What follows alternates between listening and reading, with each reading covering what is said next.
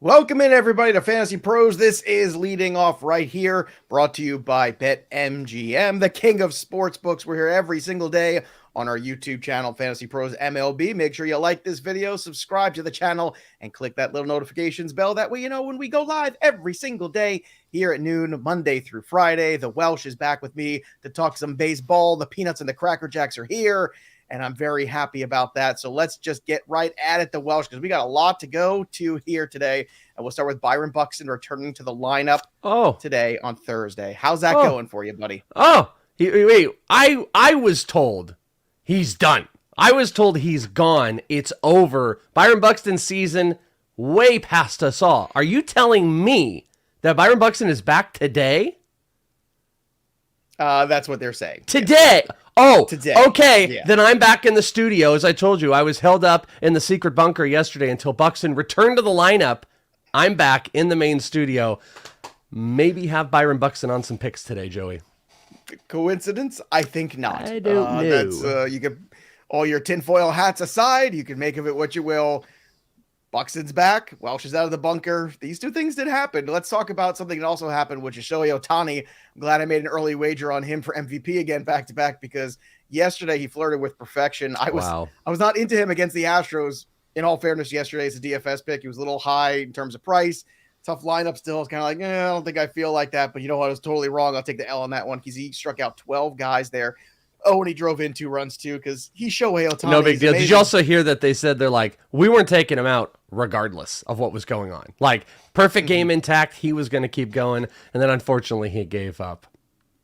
Yeah, yes, okay, and Aaron is trolling you. He says, Buxton 0 for 4 day, Welsh. Nothing can stop your happiness today. I don't think anything can break it. Buxton's back. So we're in it. 0 for 4? I don't think so.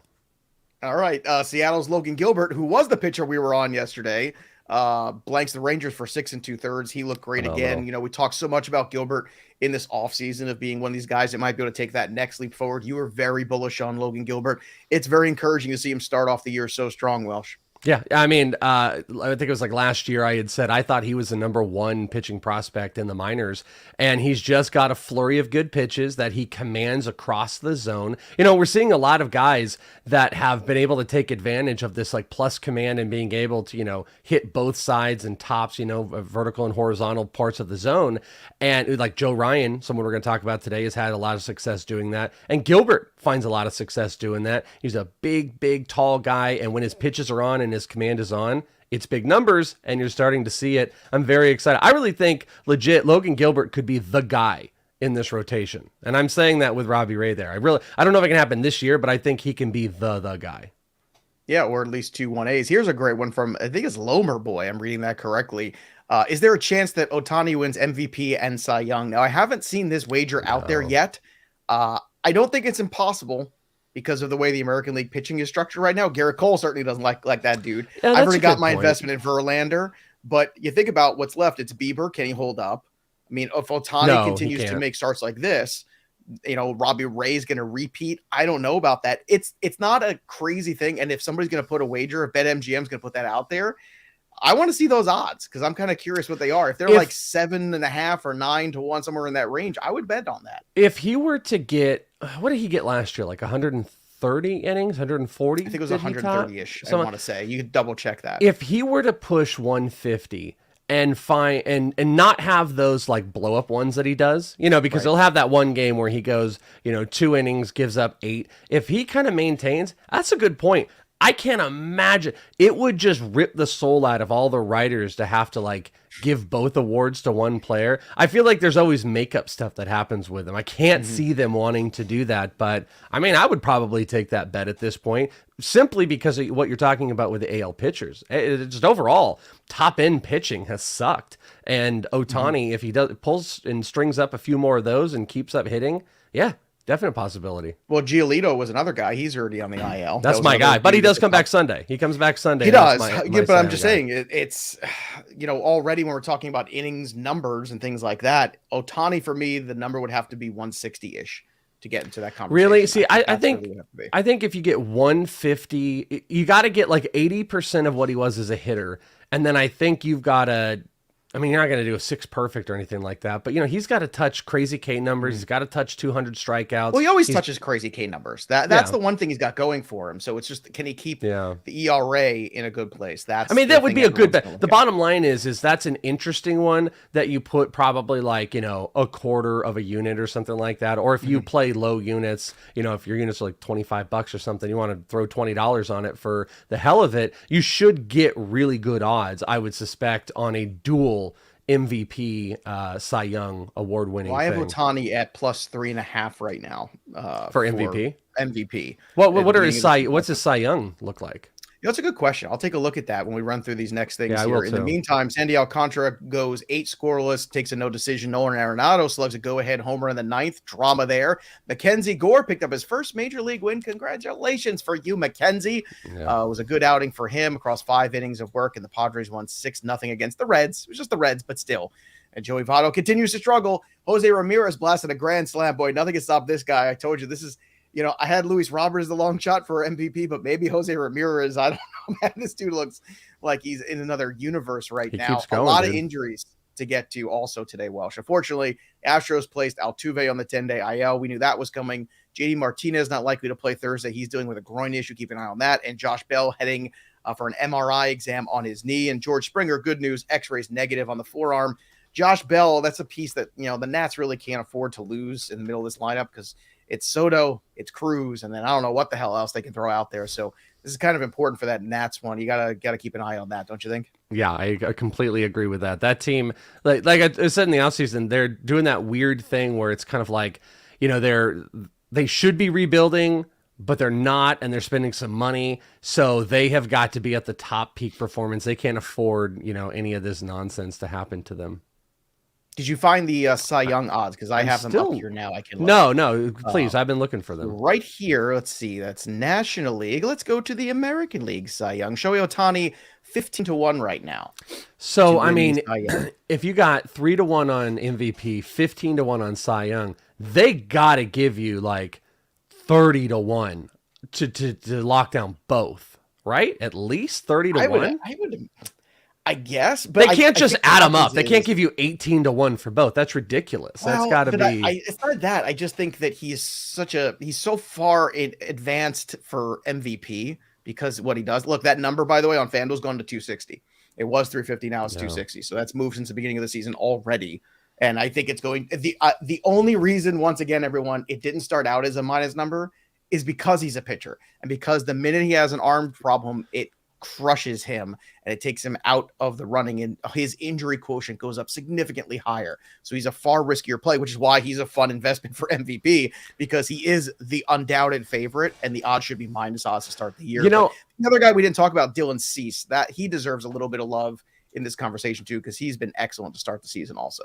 Cease has been massive strikeout option. He's one of those guys that was ready to take the big jump. That kind of like, I don't want to call them the middle tier of pitchers because they're not, but I'm saying middle of like that first round where it's like, 50, 60, 70s in that type of range. You're outside of your aces.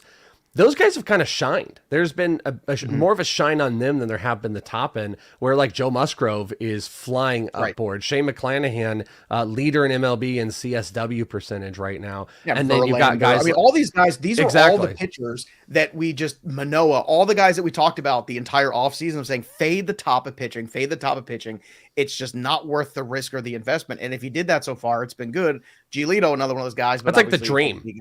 It's the dream of pitching is to fade the top end. The only other thing I wanted to add on the Ohtani front, I'm actually really surprised that you're not seeing books jump in right now because it's kind of a fun wager to throw in and then take it off later. Like this isn't a bet that they're going to put up in July when he's got, he's second in strikeouts in the league. He's got the third best ERA and he's hitting in homers. You do it now. I think they might put it up there because once the juice goes minus on Ohtani for MVP, the action stops. So how do you ignite the action again? You create a new betting pool for, hey, what about the combo, boys and girls? What do you think about this one? What if he wins both? That to me is exactly what they're going to do. And I would look for it right before the All-Star break. I think that's actually what it's going to be. Yeah. So two differences of opinion, but both very valid. Interesting. Let's go to Joe's Tough Guys. Trevor Story got beamed last night in the melon, but he stayed in the game. I saw this happen live as it happened. I was very afraid for Trevor Story. I was watching this game actually when it did because I got frustrated watching Carlos Rodon destroy the Mets. So I flipped over and I saw MLB had the Red Sox. So I was watching that, and Trevor Story got nailed. And he somehow convinced everybody to stay in the game, which I was shocked that they let him. Usually it's like, guys, yeah, you get hit in the head, you got to go through the protocols, but I don't know. So good for you, Trevor Story. Tough. Also, tough guy. How about this one, Welsh? Miguel Cabrera. When asked about being one hit away from 3,000, he said, I love it. Who the F cares? We lost. When has this game ever been fun about individual accomplishments? That's from Miguel Cabrera. That's a tough guy right there. You like that is a very that's the Hardo thing. I'm gonna go back to that's the Welsh Hardo. That's the being like, who cares? The whole we don't care about individual accomplishments. It's like, all right, buddy. All right, you don't care. In August, when I'm at knee deep in football and you're hosting this show, that you can change it to Welsh's Hardos. You could absolutely change that. Oh, okay. Then it'll be allowed then. It'll be allowed then, because then if I have no responsibilities at that point. Can we talk about this? Carlos Rodon. He's been really good. So I got frustrated with him, but 29 strikeouts here, most by a pitcher in their first 3 starts for the Giants in quite some time. This is he looked great. He looked completely in control. Yeah. Do you think there is any world where Carlos Rodon can just shred that injury-prone label and make an advance and become one of these guys that becomes a reliable pitcher in real life and fantasy?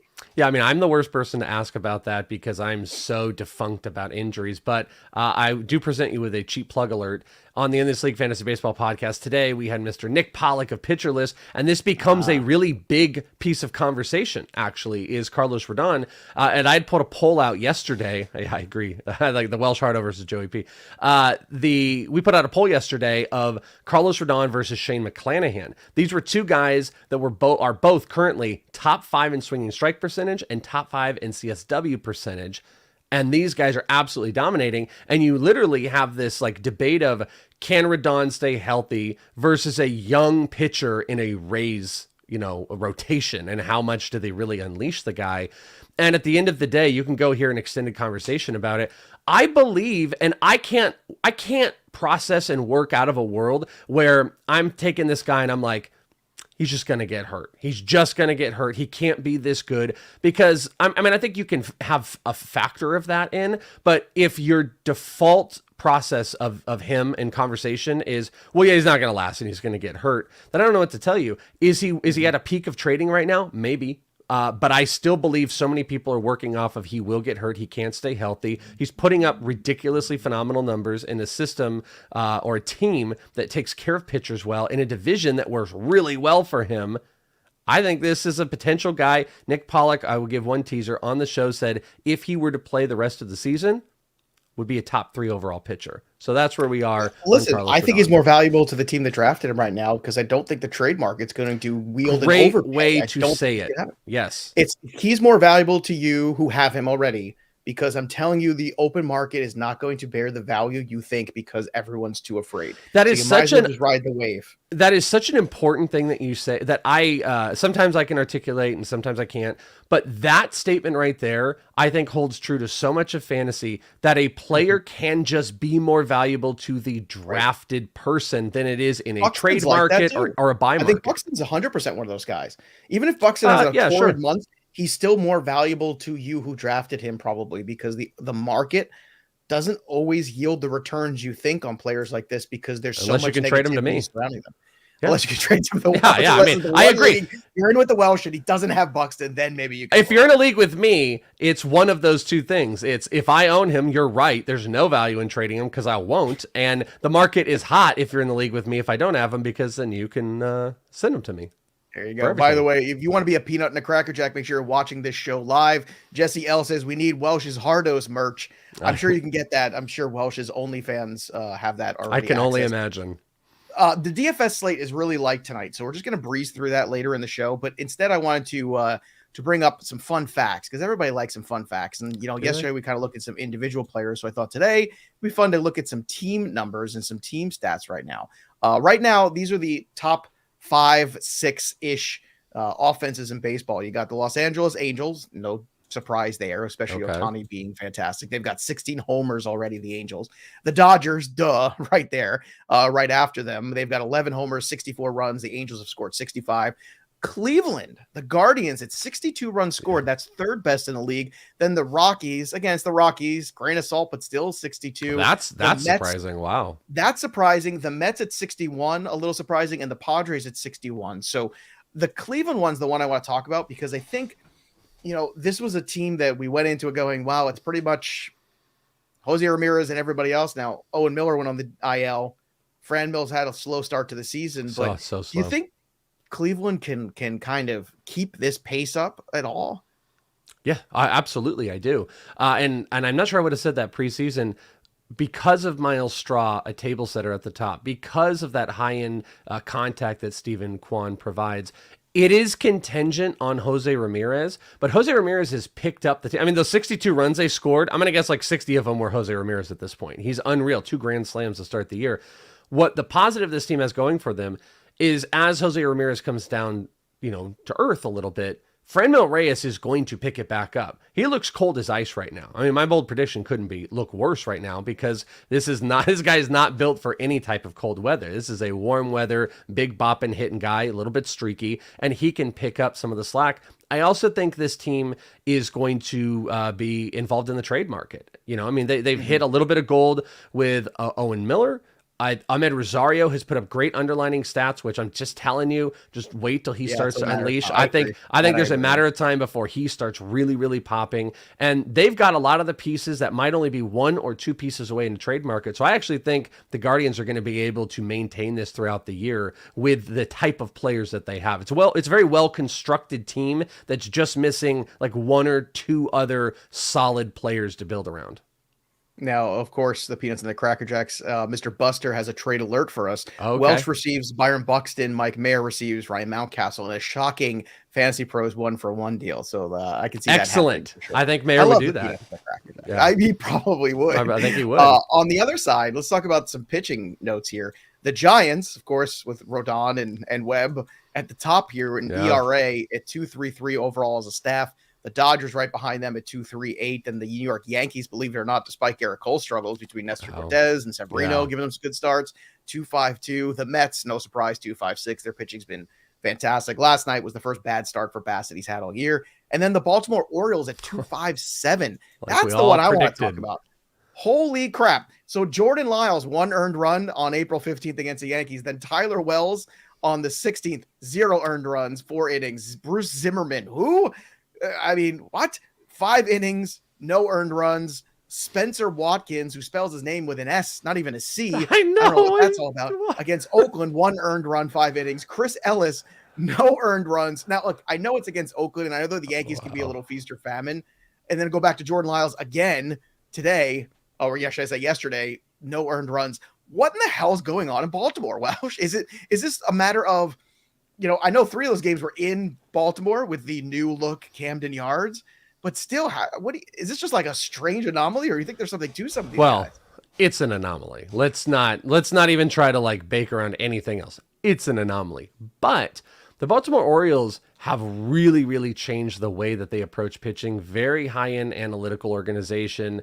On the prospect side, the way that they're developing guys is really, really popping. I mean, they've got some incredible finds in Grayson Rodriguez and DL Hall, who are, going to be there sooner rather than later. Probably Grayson Rodriguez will be the next big prospect up, I kind of assume.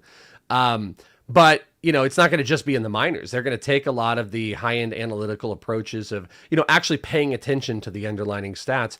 I'm assuming, I actually got to spend some time on the hitting side with Tim Gibbons, who was a AAA manager and was with the AFL out here, and talk about the team and how their approach is. Very personal guy.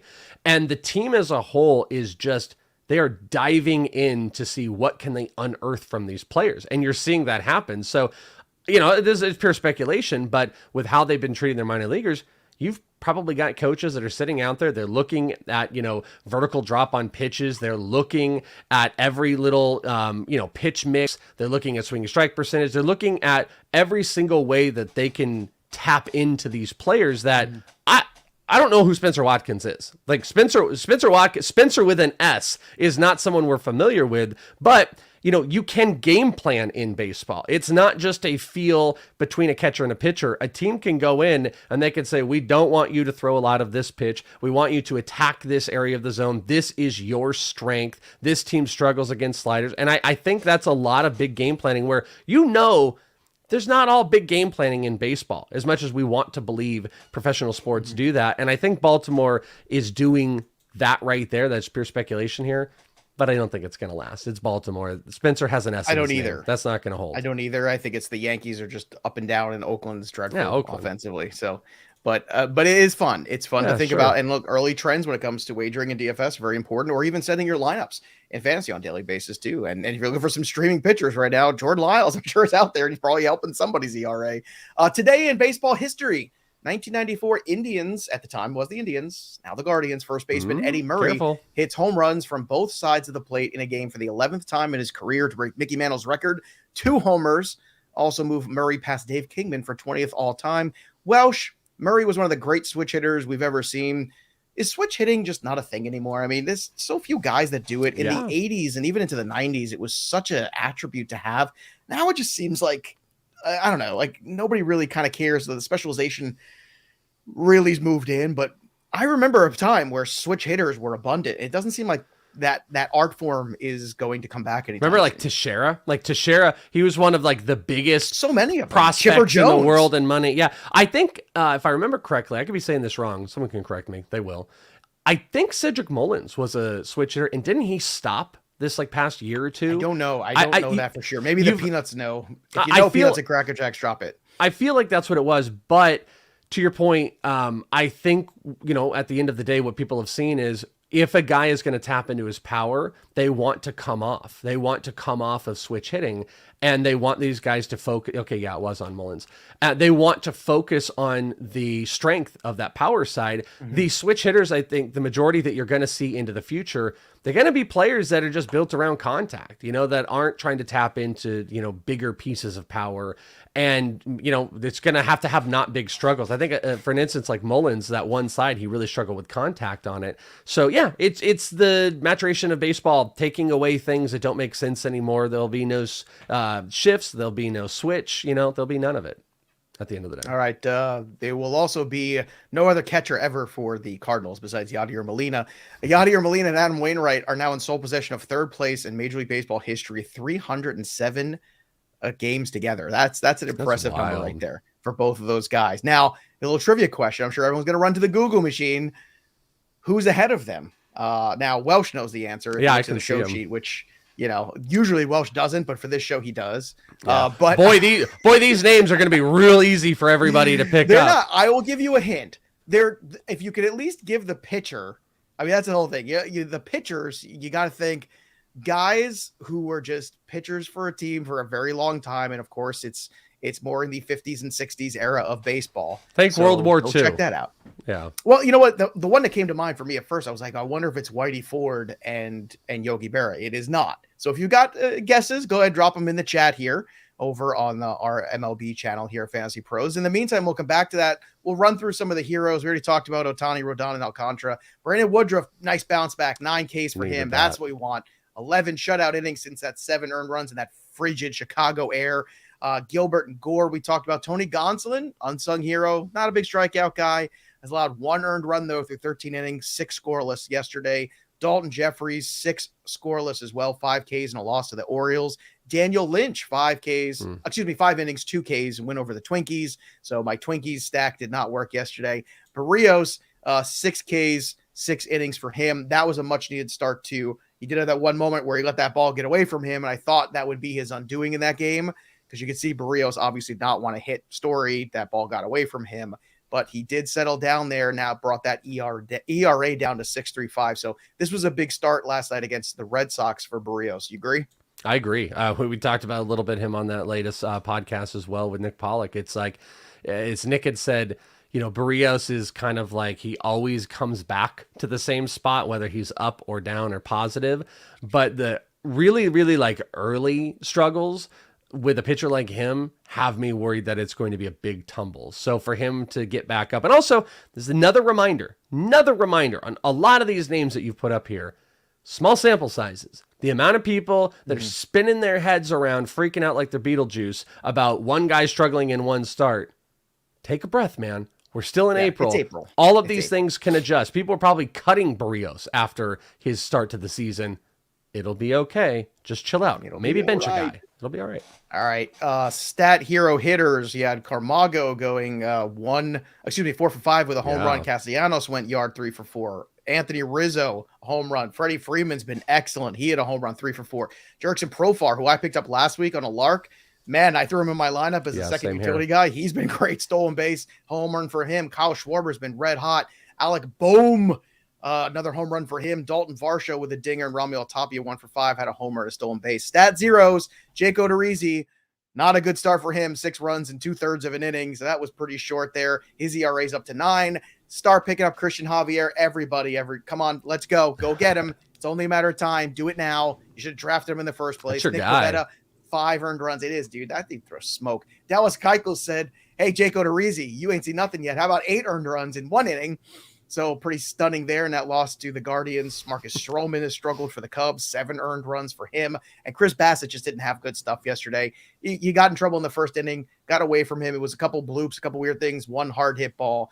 Don't panic. Chris Bassett's been excellent. On the hitting side, I want to run through these, Welsh.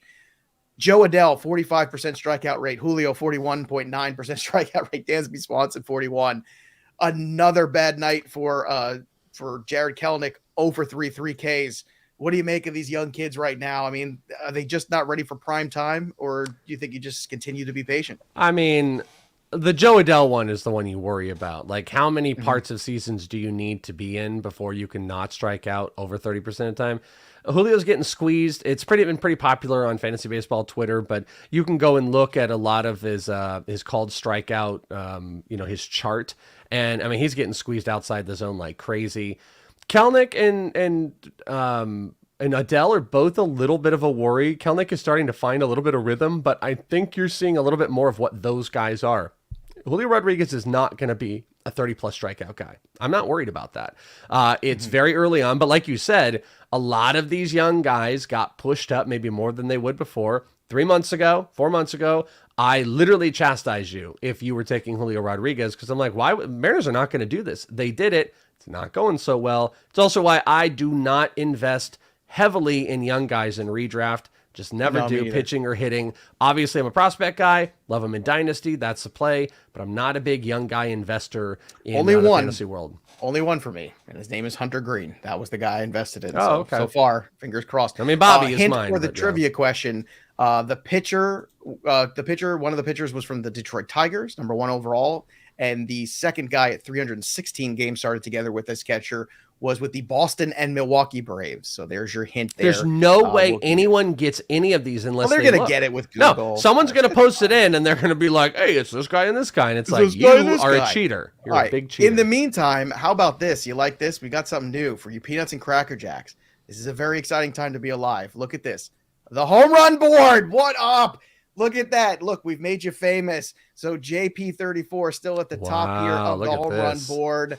That's very exciting. Up and Adam also have 6. They are tied. So a nice job there. 197 dingers called overall. Wow. You see a few of our other peanuts and Cracker Jacks on this. And of course, you can join over on Discord at fantasypros.com/chat.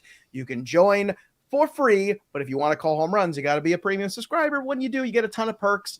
You get all the tools at Fantasy Pros to manage all your teams, which is amazing. Imagine all the leagues you have and all these different places being able to set lineups just on Fantasy Pros at the touch of a button. So that's what you want to do. So very exciting there. So there's our home run call board. It's a great looking board. I'm glad they didn't try to squeeze us in there either. So it's like Joe won, Welsh won. No.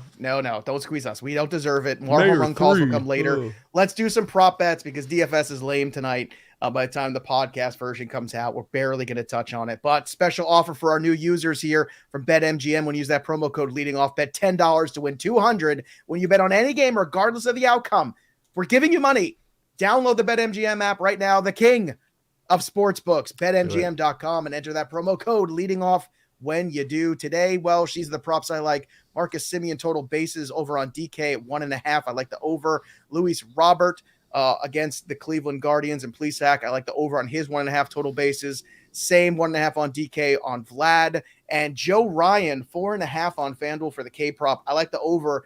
Joe Ryan's got some stuff, and KC's got some Ks. So that's what I like. Any of these or something else pop to you real quick? Yeah, I love your Joe Ryan one so much so. I have that one as well. That is the only K prop. I really like it, over 4.5. And you have it on FanDuel. I think also MGM has a good one. I got to tell you, I do like your Robert, and I love your Vlad one. The other two, laugh as you want. Byron Buxton, 1.5 over total bases, -130 on DK. You absolutely freaking believe it as he returns. And I kind of like Seiya Suzuki. 1.5 over total bases over on MGM is plus 135 against Pirates. So give me Suzuki, give me Buxton, of course, and give me the Joe Ryan K prop.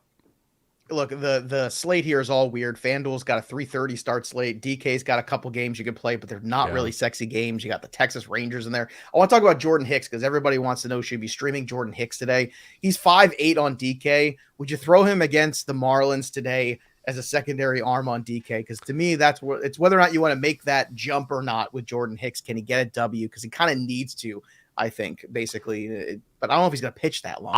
That's why I don't. My sole reason why I'm not interested is I don't think he's in there to qualify for a win. I could be wrong as they've been stretching him out. I just don't think he's going to be making it through. We'd have to have everything break well for him. He'd have to have one or two really efficient innings. You'd have to give up 2 hits. Right. The guy that I do like is if you play FanDuel in that 3:30 slate, play Paul Blackburn. He's been very good so far. He's just 7'6". Nobody cares. Nobody likes the A's, clearly, because nobody shows up to the games. They had 3,000 people the other night.